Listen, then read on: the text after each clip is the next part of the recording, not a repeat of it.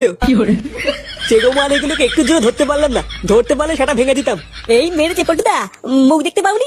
না রে, ওই বালে টর্চ লাইটে কি আর মুখ দেখা যায় নাকি? মুখ দেখতে পারলে তো হয়েই যেত।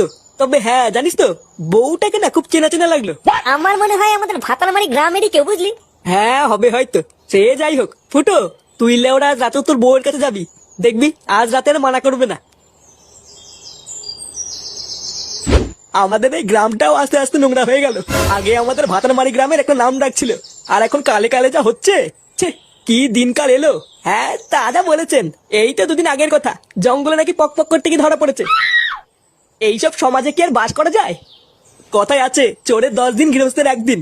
গ্রামের লোকজন যদি একবার ধরে না, লাগানোর শখ ওদের মিটিয়ে দেবে। ঠিকই আছে, এই সমস্ত লেউরি পাবলিকদের ধরে মারাই ভালো, না হলে একদিন দেখা যাবে এদের জন্য আর গ্রামে থাকা যাচ্ছে না। পরি, কই গো? কই গো, শুনছো? কি হলো কি মানে? শুনতে পাচ্ছ না? এই কি হয়েছে রে? কি হলো কি? সারের মতন চিল্লাচ্ছিস কেন? পরি কোথায় গো? সেই থেকে ডাকছি, সাড়া দিচ্ছে না কেন? বৌমা বাড়ি থাকলে তো সারা দেবে। বাড়ি থাকলে তো মানে কোথায় গেছে? সে ওরা আমি কি করে জানবো? আমাকে বলে গেছে নাকি? বাড়া, এত বড় সাহস! কোথায় গেছে কাউকে বলেও যায়নি। লেওরা খুব বার বেড়েছে দেখছি। দাঁড়া বাড়া, আজ একবার বাড়ি আসুক, ও সেটা যদি না ভাঙি।